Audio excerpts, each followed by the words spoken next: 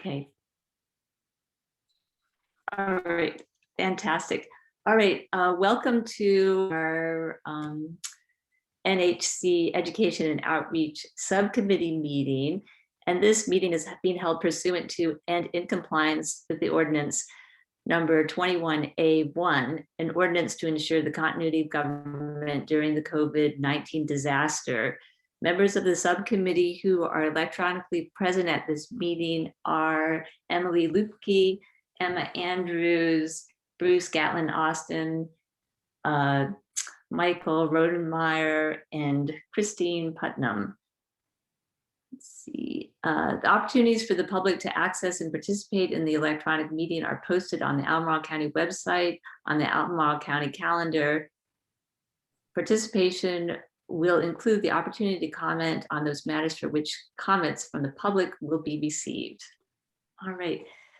Thank you guys for all being here. I believe that we need to first vote on, just approve the wonderful minutes that Emily provided for us from our last meeting. And hopefully everybody got a chance to take a look at that. And what I really love about Emily's minutes is her taskbar at the end. So thank you, Emily, for that. I can't say that I got everything done, but it's good to have it right there in front of me as a reminder. Yep. So yep. Thanks. Yeah, I didn't do all of my list either. Well, it's good to know that it's there and it'll always be there. Would anybody like to move that we approve these minutes? I so move approval of these minutes. Second. Great. And I don't think Emma was there. So Emily, you were there. Yes, I approve of the minutes. Okay, I think we're done here. Fantastic. And so today, sorry if I'm spinning this around in front of me. I think we also need to make a motion to approve the agenda, technically, which I will now so move. Wonderful. And a second on that? I second. Great. And then we'll go ahead and take a vote. Are you in favor, Emma? I am. And Emily? Yes, I am. Wonderful. And so we will move forward with this agenda. So what I thought we would do is we would start out with this fantastic flyer that Emma put together. And I think I have it right here. Can you guys all see it? Mm-hmm. And I'm going to make it a little bit bigger. I'm not sure what I did there. But so I think this is so great. We've got some artwork from the Center for Urban Habitat. And we have, Kim has seen it. And also Jim Barber, who is running the Albemarle County Parks and Rec.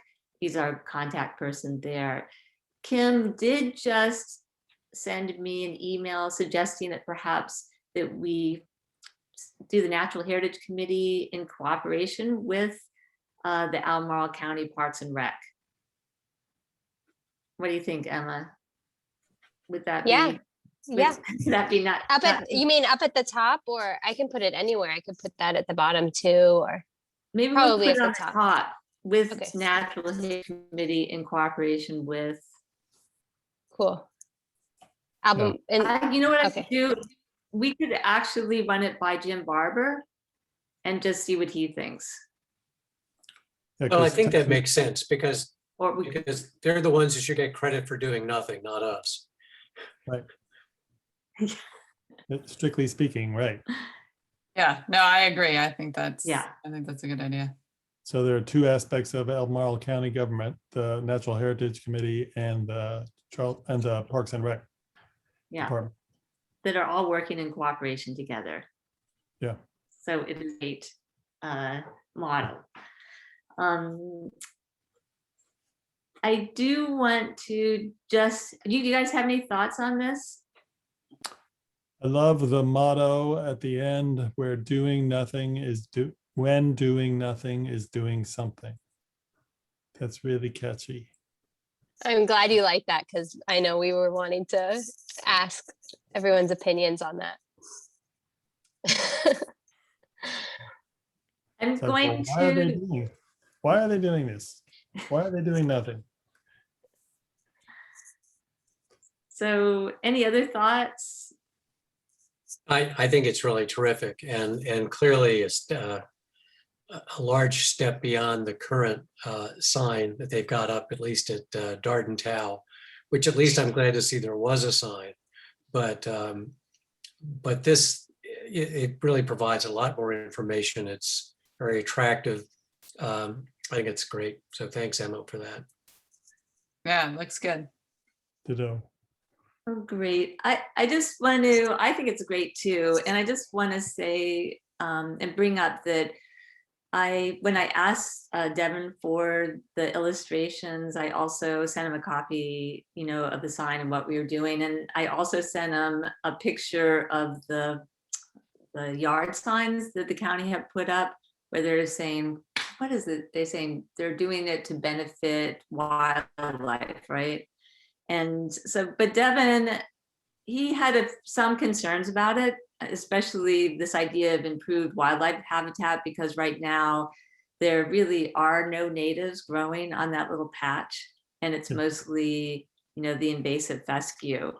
And so he did, he had a problem with improved habitat, wildlife habitat, but he didn't want us to sort of whitewash this and lead people to believe that this is really, his concern is, well, what about the native seed that can spread? I mean, the invasive seed that might spread, and that really we're far from providing that quality wildlife habitat in that area.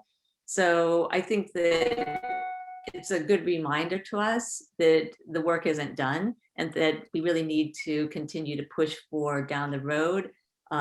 What happens next year? Are there a possibility of, getting some funding to put some plugs in with some other natives? I mean, we've got right here, we have the butterfly milkweed. And I know that I think that there was an attempt to actually put in some of the common milkweed seeds in the ground, but of course they need a period of stratification, so they're not going to do anything until next season. So hopefully some of them will come up, but I think it's just a reminder that our work doesn't stop here and that we need to continue to really advocate for doing some revitalization or improvements on those areas. So I don't know if Emma, if you want to add anything to that or. Yeah, and with the motto at the end, which I loved because I feel like, and I feel like, sort of where we are with this project is sort of helping to shift people's perspectives from seeing, needing nature to be like totally clean and like tidy and to something more wild. And so it's not an ideal habitat that's being created, but I think what the phrase gets at is that, like, sometimes it's okay to let things grow wild and just sort of shifting that perspective. But it is overly simplistic, especially once Devin in the some of the email that Devin sent to us after seeing the poster. It did feel very overly simplistic, and it was actually pretty inspiring, I think, for us to read and be like, okay, there's a lot more going on here and a lot more that we can do. But I'm glad that motto resonated with you all. So I'm sure it would, with other people in terms of sort of pushing the needle in terms of people's perspective on how they perceive nature and how they interact with nature. Yeah, and I'm I'm going to go ahead and share Devin's email to me and Emma, and because I think he makes some really good points about the work that we need to do when we're out trying to educate people. And we're sort of taking baby steps here, but what needs to be, our end goal down the road. So at any rate. Yeah, one nice thing I will say is that butterfly milkweed, I have seen it. I don't know if it's still there, but I've seen it at Darton Tow, up along the edges that are not mowed on the other side of the soccer field. So when I saw that there, I was like, oh, okay, like I've seen that plant there. This is good. So there is maybe some hope, but yeah, I agree that it's not gonna completely reestablish itself by itself when there's all that fescue. That there is work to be done, and maybe that'll prompt a second set of signs, if people can see that there's actual work being done later on to explain what we're trying to achieve in the next sort of phase or whatever. But is that something, Christine, that you have talked to Jim Barber about? We're starting with sort of this idea of just stop mowing, right? And I think a lot of those things like reduced energy use, carbon emissions, noise pollution, like all those things are still true, right? And so I can see why Devin focused in on the wildlife habitat. I guess that's my question, is just sort of like, do you have a sense from the county as to, we start here and they're willing to maybe keep going with us down this path, like of. Yeah, I think they are, because in that initial conversation that we had, he said that at some point they had discussed actually solarizing that hillside or applying herbicide and getting it ready to plant wildflowers. And in fact, when we were having the conversation, we were like, well, we can go down to Tractor Supply and get a wildflower mix, and we'll just go ahead and plug it in. That was one of the ideas. But of course, I'm like, well, it'd be great to have like locally native. That never happened, obviously. So I think that there is the desire to do that. Probably some of it depends on the price tag, but perhaps there is that savings of not mowing. So you've got the time and the energy. So we can think about, was there some monetary savings that could be applied toward making those improvements down the road? So I definitely think there's an openness to that. And like I said, there was some, I forget the woman's name, but she was involved in one of the homeowner associations, and she had worked with the board member to get this milkweed seed, and they were really gung-ho to plant that in there. So I think that there is the interest and the will to do it. It probably just depends on money. So I think that there is an opening there. And I also just want to say that I was at Walnut Creek Park over the weekend, and I had talked to Jim Barber about not mowing around the parking lot where the swim area is. And I'm really excited to report that it hasn't been mowed. And it's a real dry hillside. So it actually there's not a lot of fescue in there. And so it had these, what could survive there. And so it had a lot of the Smalls ragwort, and I don't know the name of the other one. Wow. But, and so this morning I sent Jim Barber some pictures of it, and also the little illustration and information that Devin had from his website. And so he was pleased to get that. And I said, well, maybe we can have some of those big yard signs out at Walnut Creek. So he said he's going to place them there. And so that's pretty exciting. So it sounds like he's really open to, finding other areas where we can make this happen. And in my email, I said, well, there's this spot that Lonnie Murray had pointed out over at Beaver Creek Park. So as you guys are out and about, if you do see some areas that you think would be conducive to not mowing, I think he is open to that, and we can perhaps like take a picture and send it to Jim with that recommendation.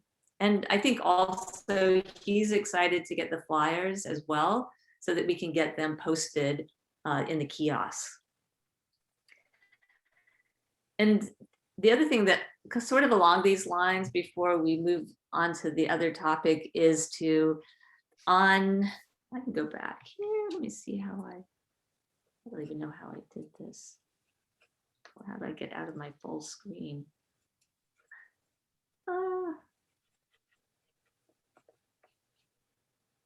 The on the bottom.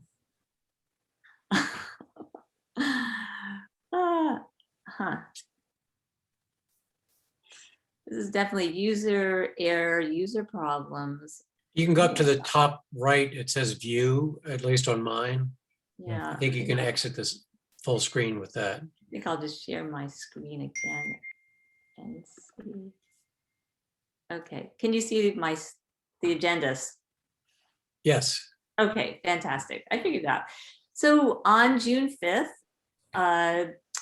which is a Saturday, from 8 to 10 a.m. I think I mentioned at our last meeting that they're going to have this old mill trails cleanup. And I was in a meeting earlier this morning with several people from the county. And the idea right now is they're going to have, what is the name of it? They're going to have Let's Talk Albemarle van is going to be parked by the put-in to where the old mills trails, where a lot of people put in their kayaks. And so what they're going to do is they're going to sponsor sort of a litter pickup and provide some educational materials about the future plans for expanding the trail. And then I mentioned, and Emma, I don't know if you will be able to make it or anybody else will, there's the possibility of being able to talk more about the no or the conservation mowing areas. So it sounds like it could be an opportunity for to educate the community about some of the things that Albemarle County is doing. And so, I didn't even bring up all the other things that we could potentially talk about in terms of like invasive plant removal along the Old Mills Trail. But I think that this is going to be the beginning sort of a series of outreach using the Let's Talk Albemarle van to have interaction with the public about what the county government is doing. So I'm going to be there, but I'm going to be wearing my SWAC hat, and I'm going to be talking about recycling. I committed to that today. So if anybody, Emma, if you're interested in talking about the NOMO, Yeah, I would love to, but I'm busy that day. You're busy that day. Yeah, but yeah, okay. Would have loved to. You're busy. That's no problem. But if anybody else would like to come down that morning for a couple of hours and talk about that. If not, we could at least have, the poster up there, and I can wear both hats. I can do that. Unfortunately, I am also busy that day. Yeah. What day is that? It's Saturday. Saturday from 8 to 10. Oops. I was trying to click on your screen to look at my schedule. That won't work. Well, you guys, you can get back to me if you think that would be something that you can do or want to do. Oh. I have to babysit the dog, which may sound strange. Well, but you told me about your dog, Bruce, so I know about that. Yeah. All right. So I won't say anymore. Yeah, that's okay. I can wear two hats at once. But at any rate, let's go and talk about the landowner welcome packet. So I'm actually going to start with the resources. Oh. And so I want to thank you, Michael, for putting this together. you had given that task and you got it done, which is awesome. I don't know if anybody else has had a chance to take a look at this. Kim looked, so you have Bruce, and I've looked at it. I don't know if Emily, if you got a chance to look at it or not. Yeah, I glanced it over. I didn't click on all the links. I assumed Michael was on that. I just looked at what it said. Oh. Looked, Oh it yeah, looked good, yeah. absolutely. What I did is Kim had made some comments, and so Michael, I actually went in and I made some suggestions about that.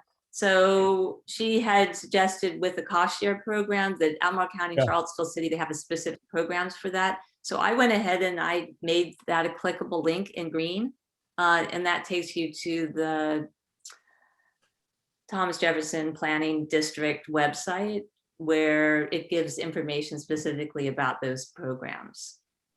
So I think that solved that problem, or solved that, to just make that clearer. And then I was just going to add this next one in green, that link, Thomas Jefferson Soil, that link is really good for agricultural landowners. Yeah.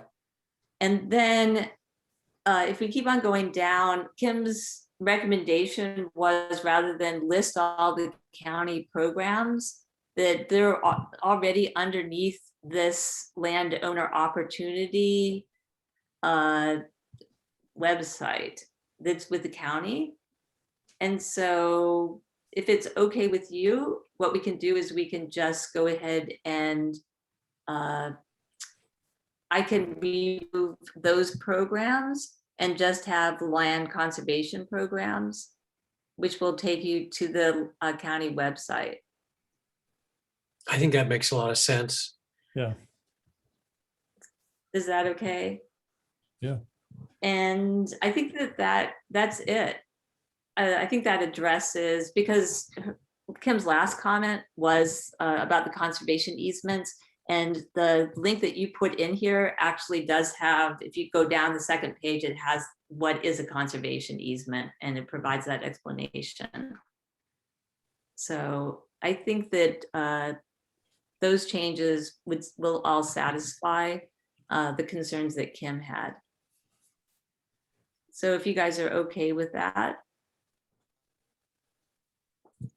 we can just make those changes and say that this is done. Okay.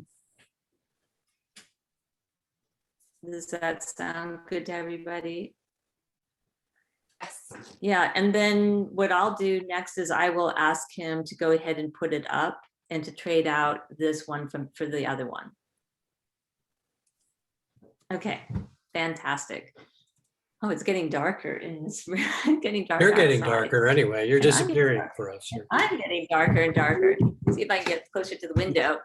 It's raining All right. at my house. Oh gosh, I hope it rains at my house. Fingers crossed. The other thing is the draft of the letter, and like I looked over it, and I'm ready to replace all the edits that you made, Michael. I think it looks great. I don't know if anybody else has any comments about that. I did bracket that because we had some conversation before about the visiting your property, but I think we had made the decision to try to keep that in there as a trial and see what kind of response we got for that, for at least a few dozen. Yeah, I think that that's okay, and I'm gonna go ahead and sign it as the chair, and send them out. The other piece of good news is Kim was able to get a better filter on the GIS. And so she just today sent me the land transactions, and what's included now is the acreage and the sale price.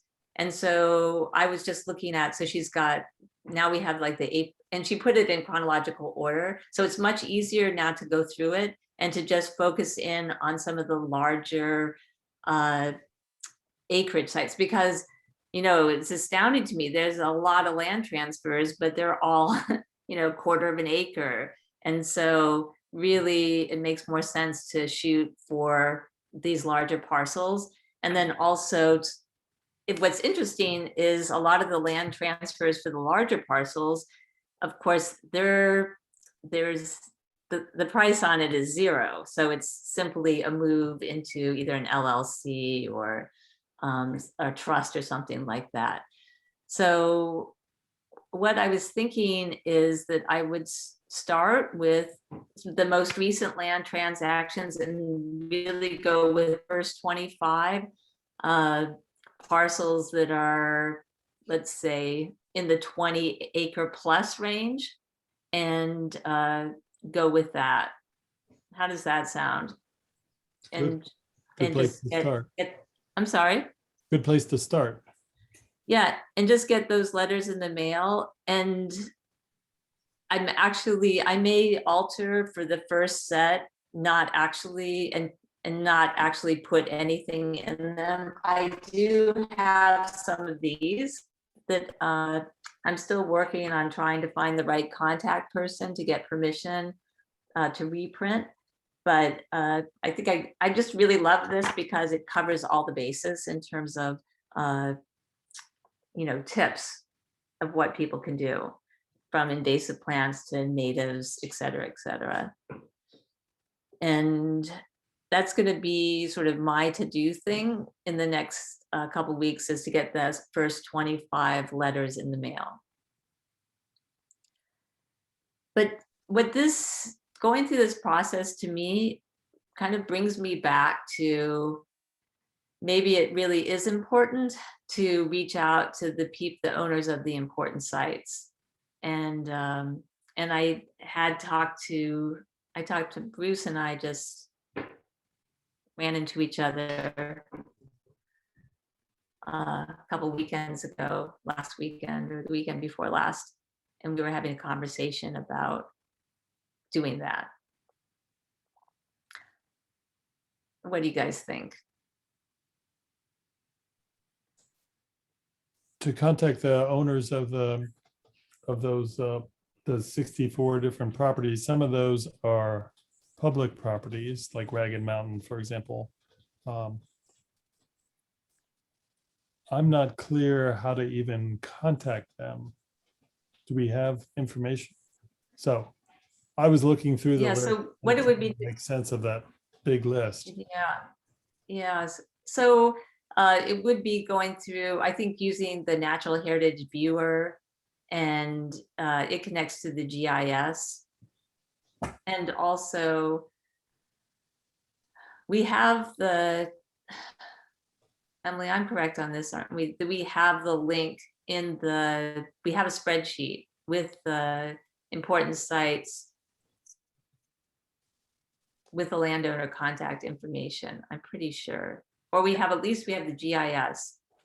Right. Yeah, we definitely have the GIS, and I think there might be some landowner contact info, although I don't know how up to date it is, right? Like, we've just seen how many land transfers happen around here in a short time. So it's probably best to go to the GIS and kind of verify that information, I would think.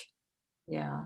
Before proceeding. And I guess in my mind, I think part of the problem we've had in the past for this kind of reach out, I mean, I know I tried to reach out to somebody, but to me, it was a little bit of a lack of structure and feeling like we were doing more of an ask than a give. And so I think with maybe this letter behind us or something, that we can try to frame it a little bit more like we are trying to give. We're trying to help inform you of what you have. We're trying to let you know about resources, and we're trying to be helpful, as opposed to sort of feeling like we're doing a big ask, which is like, hey, we want to come on your property and come look for really cool things there. And you know what I'm saying? And maybe that'll help. I don't know. Cause I think that was some of the difficulty, was just even getting in touch with the right people. I know that Mary had a lot of trouble, like, I mean, trying to dig through, like, you know, sending letters to LLCs at random addresses and just, you know, getting very little response, even though she put in some pretty good effort, I think. Yeah. Would it be as simple as just putting like a little sheet inside one of the pamphlets saying, like, it is known that you live on or near an important site, and we can go to the GIS and just put it in all the mailboxes near, you know, because an important site, like, you know, it can be multiple, it'll be multiple properties that are important for that area, you know. And just like give them the information that way and just have that information available, and if they want to contact, they can. I just feel like that would be the simplest way to go about it. Yeah, well, right, I'm gonna turn on my light. Look at this line. No, that's worse. But I think that I agree, we're in this letter, and the way Mike had written it actually set it all up to go out to the important sites. So we actually have that first draft, right? So we could even use that. And yes, I think that this is an appropriate thing to send out to the owners of the important sites. Granted, you are right, Emma. Sometimes those important sites overlap into multiple properties, and they're owned by an LLC. And so, and it all is a little bit of a stickiness there, because like some landowner might wonder, how do we know about this this resource that is tucked back on their property? How do we know and they don't know? Right. So I think that those are some of the things that have sort of gotten in our way before. Well, I think if we word it very generally and we say like on or near, then it won't feel as invasive to people. Yeah. Because they'll realize, oh, you know, everyone in this area is getting a message like this, and also be excited, like, oh, you know, if perhaps they're not exactly logged into the GIS as an important site, it might inspire them to value their land like it is an important site, you know, which is cool. Yeah. And everyone should do that. Everyone should value their land like it's an important Everybody site. should Everyone should appreciate their land as if it's an important site, right? Yeah. And also, Christine, I wanted to say, like, if you want graphic help with the pamphlet too, I'm really excited about this project, and I'd be happy if you don't want to print it exactly as it is. We can make something, or, you know, That would something be, that is really good to know. So if I can get permission to use some of that material, maybe we can print up something, because, you know, the problem with it is the back has, you know, the Land Trust of Virginia and some of these other places. So yeah, if you're able to do something like that, that would be fantastic. Yeah, I'm super inspired after that poster. I'm ready to make something more. Yay! Fantastic. Yeah. So what I probably need to do myself is I need to go in and just see what it takes to actually try to find the landowners and the addresses and what kind of process that is. And how about, Bruce, we had talked about maybe, you know, you partnering with me to do that. And so maybe I should take a stab at it first and see what kind of process it is, and then share that with you. Yeah, why don't we do like let's pick one property, for example. It could be the first one, which I don't know what it is, and then just go through the steps that are required to find the people for that. Yeah, I'd suggest that, I mean, we did sort of rank sort of important sites. If you're going to put your effort in, might as well pick some of those that were prioritized. Like some of Yeah. them say that they're important, like some of them have little red lettering underneath them when it was mentioned in the BAP. And so there's one for like 2004 and there's another one 2019. And so, you know, Yeah, let's pick the one that are- there's, yeah, and there is, as Emily said, there's another document where we actually went through and we ranked them. And we had made it as one of our goals to reach out to those landowners. So we ranked them in terms of importance. And then we flagged them to say the NHC was going to be responsible for reaching out to those particular landowners. So we can definitely, we've got a place to start where, but it's just a matter of getting that going and doing it. So, yeah. Yeah, I see a document from a while back, important sites ranked and assigned. And Yeah. most of the assignments are pretty blank. Yeah, well, that was, That was Yeah, 2018, so. yeah, we were making an attempt on that one. But, Right. you know, I think now that we have the letter, this makes all that a lot easier because we've got thank you, Michael. We have the letter written, we have the list of resources, we have something to provide, we have a message. And so all of that has been formalized. And I think that that's gonna make that next step easier to do. Yeah. So that is all that I have on the agenda. Do you guys have anything else that you've been thinking about? Point of information, that flyer you just held up. I Yeah, think it was Leah who knew where there was a copy of it online. we do have Yeah. there's a digital, it's in digital form, right? Yeah, I found a link and sent it out. That was a couple of Yeah, months I think ago, Emily so sent it out. Emma to Yeah, doesn't everybody. have And it's access. also linked in these landowner resources. Yeah, it's Michael like the put Native link in Plant there. Society or something was where I found it housed. Yeah. Actually,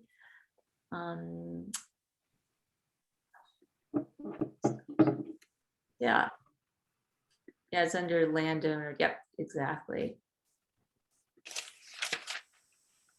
Well, anyhow, do you guys have anything else that you would like to add? I'll just, I did send around my little Darden Towel explorations, which was kind of a fun assignment. And it's pretty clear to me that there are some areas, particularly down towards the entrance, where they could do a lot. They could expand the area where they're not mowing. And I don't know whether we want to try to get that, make that comment this year, whether we want to get it going for the next year, but there's a pretty wide area, and I didn't see any use of that particular area. And I'm really kind of curious as to how, sort of like they decided that they were going to keep this slope, and then they just kind of drew a straight line to the road from the slope and just let everything else continue to be mowed. So unless there's a reason for that I couldn't see being there. Well, yeah, they actually, apparently there's a lot of, they wanted to leave the area under the power line easement for parking. And Emily, Right, but they could have, I agree with Michael, just even knowing that from what you said, I mean, there's such a far distance from the power lines, like they could still include a lot more area unmowed and still leave under the power lines towards that parking lot near the tennis courts, mowed. Like there's Yeah. still a lot of room, I think. Yeah, I agree. And it's also interesting because I actually this week I wanted to go by and take a better look at it. I wanted to see, are there anything that's not just fescue growing in there? And but it was beautiful to look at because they had just mowed And of course, it's so dry right now. And it really makes the places where they've mowed, it just looks like an absolute desert. So I found it to be really lovely. And also, I don't know, Michael, if you noticed, but there's at the bottom of that hillside, there's also, you can see where some of the rushes are growing in there and some sedges. So you know that that area is where the water drains out. Yes, right. And it was interesting because I said, well, it would be great to not mow that area. Yep. Because when we first looked at it, it was actually wet. And one of the concerns is that if you didn't mow it, that the water would back up. So, but I think that's, you know, Wait, part of the they think idea. if it's unmowed, the water will back up? Is it the Yeah. opposite? I think, right. you know, I can see where you might draw that conclusion, but yeah, I think that really getting across the idea that those are the perfect places to leave unmowed because they act as a water filtration system, and they're actually going to stay. It is true they'll slow the water down, but that's what we want to have happen. Is Right. we want the water to slow down as it travels through there. So I think that there are definitely more opportunities to further those conversations and to expand those areas. And I did talk to Jim Barber this morning in this meeting, and he said, I asked him if there had been any complaints, and he said no. So, Good. so that is good. So, you know, hopefully we get through this year with some good feedback, but I agree. I think there are other opportunities. I know the cross-country runners go underneath the power line, and they also have the Bluebird Trail. So I love, Michael, what you were able to do with that, with your drone footage. And I think if you could continue to gather those pictures and those images over time, I think that would be just really interesting to have that. And Oh, sure. it may be something we can use when we have further conversations, you know, just drawing on a map. Can we preserve the parking area, but still expand the areas where there isn't any mowing? Right. One thing that I thought of when I was looking at that, I was thinking about the number of people that I see who cross over Route 20 from like across there, Fontana and those other neighborhoods that come down to use the park, right? To run or walk their dogs or whatever. And I was thinking that it's probably important to think about it as we hopefully grow that no mow zone, to actually maybe have some sort of connector trail, like, because they have the one that goes around the outside to the right when they get there, but I have a feeling that there are people who want to, you know, who probably are used to cutting across those the sort of field area that's not like soccer fields, but, you know, has been just open grass to get to the soccer fields or to get to the other things. And to me, that's where I could see maybe a complaint coming, is when it's suddenly like, wait, I'm used to using this as a way to travel from one place to another. Like my kids were coming down to play soccer, and we want to get to the soccer field, and we don't have to walk all the way around by the road or choose to walk through this tall grass. And so that was one thought I had, especially as we encourage them to increase that, was to think about some sort of mode path that still connects where people want to go. Yeah. Plus, it's more fun to kind of walk through that too, right? Like, I mean, that's one of the nice things about like Pretty Creek when you go up there. I mean, they do have wide mode trails, and some part of you is like, oh, but you could have more of this great prairie, right? But at the same time, that's how people get in there and get to see everything, right? And get to interact with it a little bit more.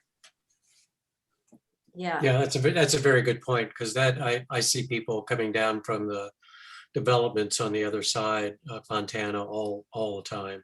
So there's a lot of walking, you know, walking from the neighborhood use of, and that's the entrance they use. Right. And if I were them, I wouldn't want to have to walk, Yep. feel like I had to walk along the road. Yep. You know, Yep. you know, maybe a path that connected to the end of that parking lot so that they could get to the tennis courts or whatever, if the mow zone, no mow moves all the way up that far, and another one that gives them more direct access to like the fields or something like that, just like two paths. I think that would probably do it. for me, this whole conservation mowing idea has a lots of balls in the air. Sort of. Number one is just to get the idea started. So the county, so that there begins to be an acceptance of this idea. What? Doing nothing is something, and then accepted and then noticed. So they see it, over the season, they see how it changes. And then in the future, things we've already talked about, like improving the wildlife habitat with other plantings. And it also as part of that, once it gets noticed and seen, it becomes a place, a site. So even if it gets expanded, well, that's a site. And rather than mow a path across it or have them do it, you could create. I've seen this at natural areas where they literally said people want to go through here. So rather than kill the area so people can go through here, we're going to put a special wheelchair accessible ramp over the non-mowed area. And we're going to put one here and then we're going to put one over there. So people are going over it. And as they're going over it, they're like, oh, we're going over the no mow area, the wildlife habitat, whatever it's called. So we don't have to do all that. For me, it's like getting the county to expand the area is something for the future. And right now, I feel like we're just in stage one of getting started and accepted and noticed. And if they cut through there now, that's okay. And then, once maybe next year and we notice where they're cutting through, we can encourage the county, well, you saved a lot of money by not mowing. How about you put a nice wooden wheelchair accessible like they have on the Saunders Trail, for example, right here, to encourage people to notice this great new thing here. And you can even, and then you can have another sign on the wheelchair accessible ramp that, further, there's more opportunities when you do things that way.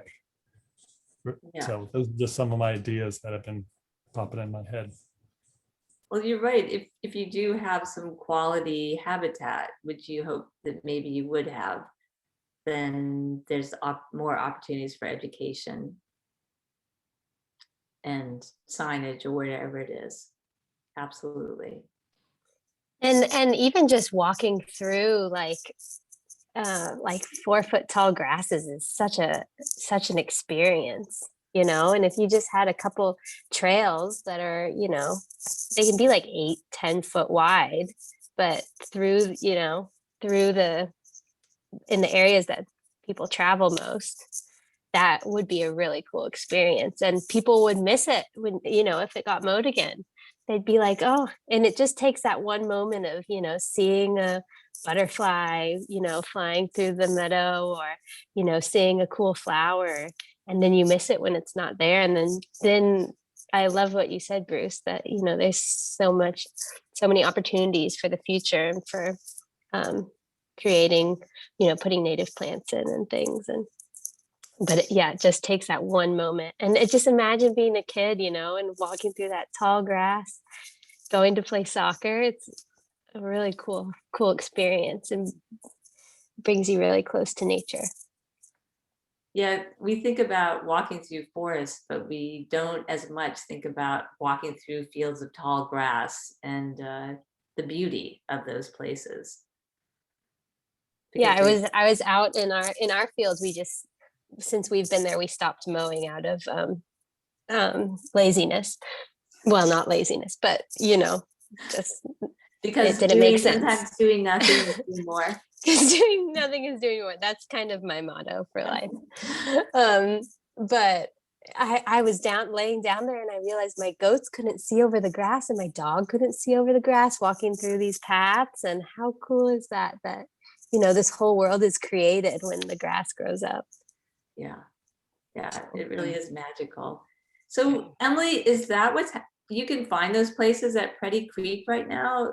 Like, are there places where the grasses are tall like that and they'd have mowed through it? I mean, they have mowed paths through the prairie there. That, I mean, the height of the grasses, I think obviously varies with what you have there. And I don't think the ones at Preddy that they're as tall. Yeah. There's tall ones, but I mean, that's like the most intact place in the county parks for really enjoying. I mean, the numbers of different native species and stuff per like small little plot is really high in some of those places. There's some really nice stuff there. So I guess when I think of, you know, what's been going on there is different than what's going on in other places, right? It's managed to stay in very natural, you know, more natives and stuff.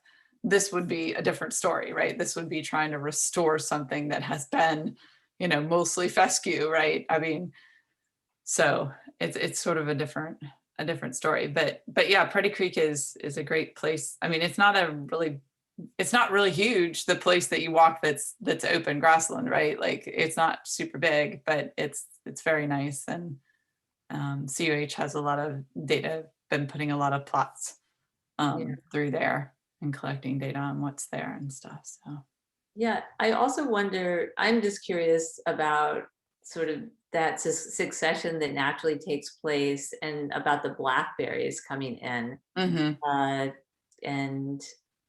because I just know that Ivy Creek has really, those blackberries there, just last time I saw it, they were just enormous.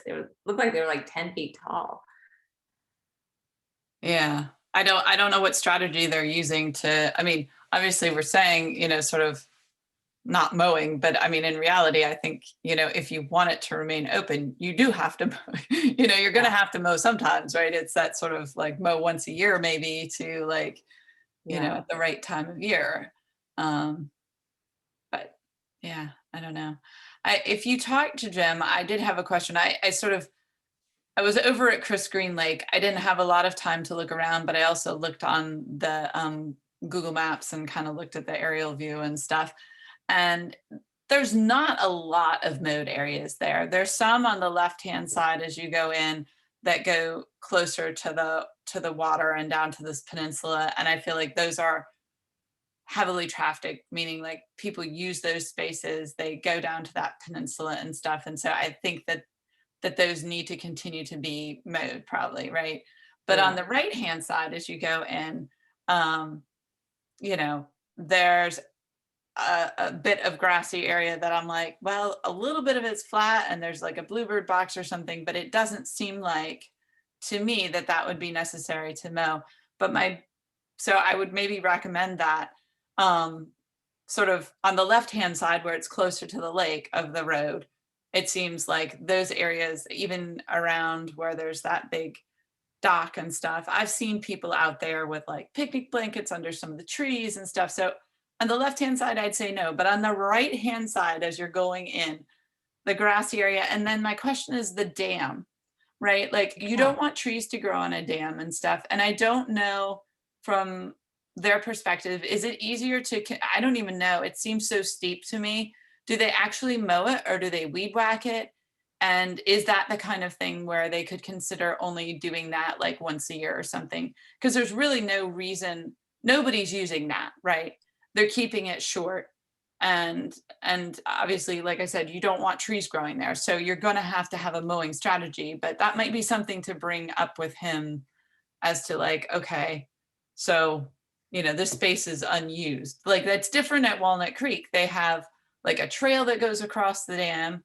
And then there's like, you know, the disc golf baskets and different things going on there. So that backside of that dam is actually sort of active recreation area, right?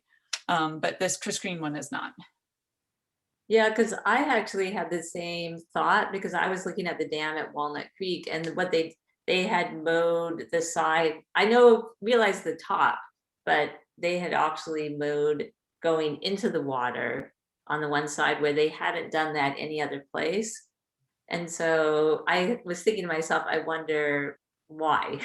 And if it is because it's like a maintenance thing, but I will ask him. I don't know. There's disc golf baskets. So there's baskets on the back side of the dam. There's like the near one.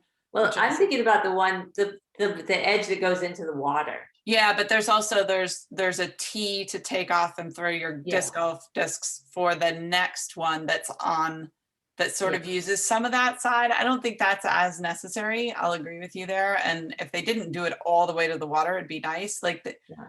couple of years ago, they cut down a whole bunch of like alders and all sorts of stuff that was like growing up along the edge there. And I had seen some nice milkweed, not your typical one. I forget which one it was, but growing along there and stuff. But yeah, they really hacked back a lot of the shrubs and stuff along that side. And now, yeah, I think you're right. They're maybe mowing further Yeah. to the edge than they might need to. Well, Emily, do you have, could you just take like a Google Maps and just circle the places where you think? Yeah, I could. It, like I said, it's not a lot of area. It's mostly just on the right preceding the dam and then the backside of the dam itself that looks Yeah. like it's mowed. And like I said, I don't even know if it's mowed. It might be weed whacked because Yeah. it's steep. And I don't know if that means that they really have to keep it short all the time to make that feasible, or if they, or, you know, because if it's not something that they could drive something on, then they can't really bush hog it like once a year if there's small saplings and stuff that have come up maybe. So maybe Yeah. that's why they do it that way. I don't know. It's worth asking though, I think. Yeah, I can definitely do that. Yeah, I can put something in the folder or send something to you just to tell you, you know, visualize what I'm talking about. That sounds great. And Michael, in the meantime, I keep taking pictures of Darden Tow. I thought that was really great. So I'll do that. fantastic. And yeah, any other parks that you guys end up visiting, you know, making some note about if there are some places that we could make the suggestions. I've been looking, I live near Walton Middle School, and oh my gosh, that is a barren landscape. So I'm working on trying to find the right person to talk to, and you know how to go about that one. But yeah, it's very, very barren and a lot of land that gets mowed, that's for sure. But anyhow, well, you guys, it is 6 o'clock and I hope rain is falling in somewhere in Albemarle County. It's not falling here in my neck of the woods, but I hope it is someplace. At your house, Michael and Bruce and Emily? A little at my house. Little. Emma and I might just have to suffer over in southern Albemarle. All right, you guys. Well, we'll look forward to seeing you soon. The first Friday is next week, right? Thursday. Thank you. Yeah. Yeah. Oh my gosh, it is next week. I will see you guys next week. Sounds good. Okay. All right. Thank you. Have a great evening. Bye. Bye. Bye-bye.